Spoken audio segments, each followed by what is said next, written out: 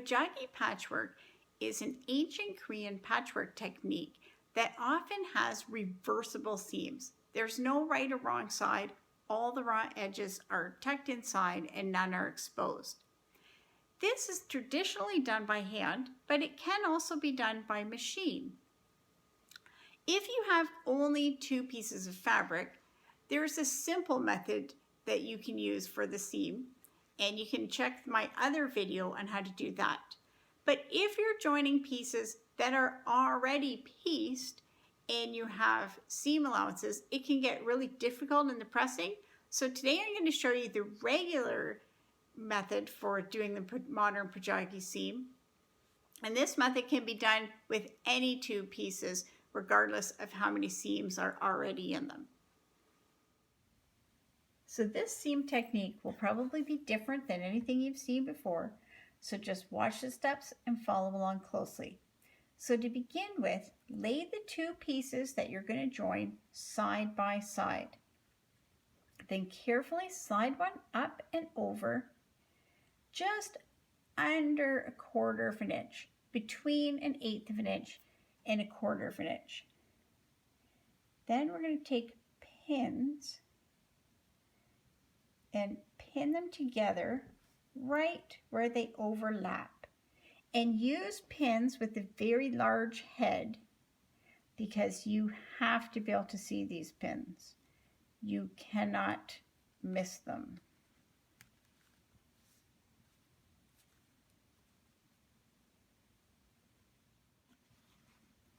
Once they're pinned together, we're going to go to the sewing machine, and with a large basting stitch, we're going to stitch right along where the pins are, right through both pieces of fabric in the overlap. So take the pins out as you go, because you cannot sew over pins this way.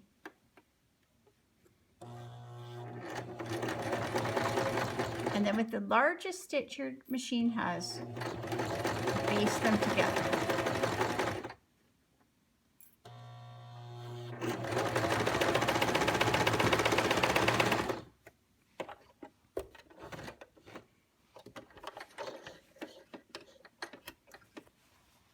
So when you're done, the basting stitch should be on both pieces of fabric. So with the basting stitches in there, the pressing is actually much easier than the simple Pojagi seam method. We will just fold this over and press, and the basting stitches help all the edges to stay down.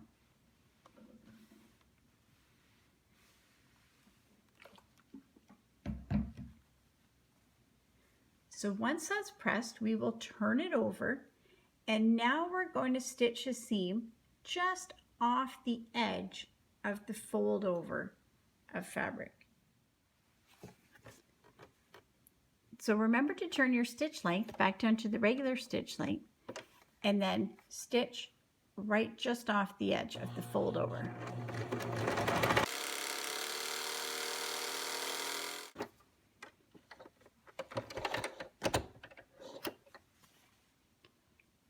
There we go. Now we need to go to the second pressing. So the next stage of pressing, we're going to open and press. And again, this is much easier than the simple Pojagi seam method because the basting stitches hold everything down. So it's easy to just press it open.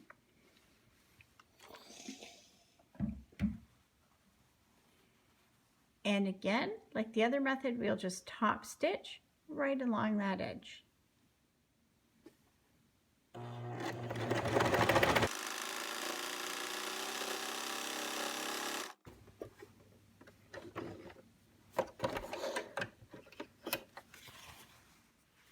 So there we go. It's the modern Pojagi seam. All the raw edges are inside, so it's totally reversible. And it looks just the same as the simple method when it's finished. The only difference is in the construction. So if you're working with very light or translucent fabrics, then the basting stitch, you could remove that. I usually don't, because in the batiks, you can't see it. And especially when it's up in a window, you won't be able to see it because the seams all look very dark up in a window. So I hope you enjoy this technique. There are a lot of different projects and applications you can use with it. And if you're looking for ideas, check out epidastudio.com.